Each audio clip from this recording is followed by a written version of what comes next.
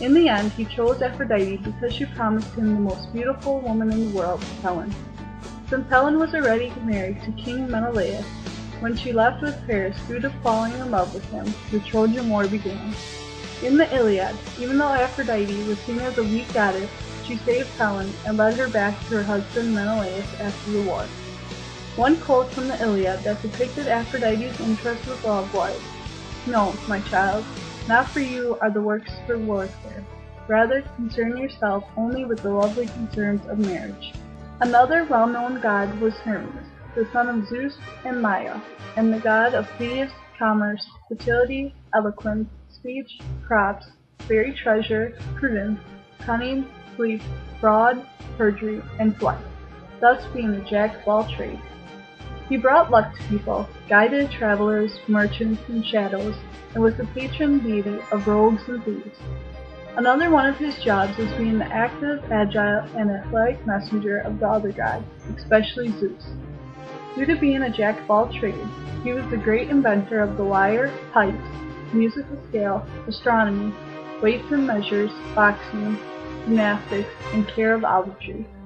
His personality traits include being serious, cunning, skillful, respectful, trustworthy, fun-loving, free-spirited, and at times naughty. He was very popular with the ladies due to these characteristics, and even though he liked the chase, he never actually married. He too was seen in a Greek myth when he was to guide Odysseus home from Calypso's island after Athena pleaded to her father Zeus for help.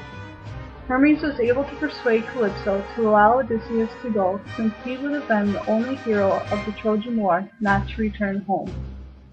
The only god to be physically ugly and lame was Hephaestus, the god of fire, forge, smithing, craftsmanship, and metalworking. Nobody was completely sure who Hephaestus' parents were, but it was either just Hera or Zeus and Hera. He was the smith and armorer for the gods whenever they would need something, and he was the patron of both smiths and weavers. Somehow he managed to marry Aphrodite, the goddess of beauty, but she never truly loved him, which only caused him pain. Despite his horrible marriage with Aphrodite, he was a very kind, peace-loving, smart, and generous god. Last but not least, there was Dionysus, the last variable god since he spent most of his time on earth with humans. Dionysus' parents were Zeus and Semele, who was immortal. Unfortunately, Semele wanted to see Zeus' true form, and she was zapped by a thunderbolt, leaving Dionysus motherless. He was known as the party god due to being the god of wine, sign, and revelry, thus being associated with dance, music, wine, madness, and sex. His only weapons were punishment and madness, since that was what sometimes happened at parties. Dionysus loved peace, but would be cruel towards anyone who opposed him. In conclusion, ancient Greek religion was henotheistic, which meant that there was one supreme deity, Zeus, among many other deities, the remaining Olympians, both major and minor. This religion played a huge part in many myths that are still read today.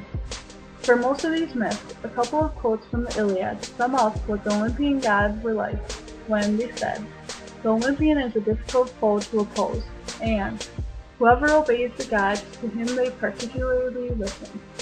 These quotes demonstrate how powerful the gods and goddesses were and how they tended to favor people who praised them.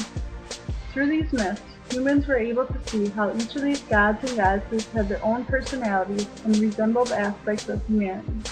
Therefore, the Olympians and humans influenced each other in many different ways.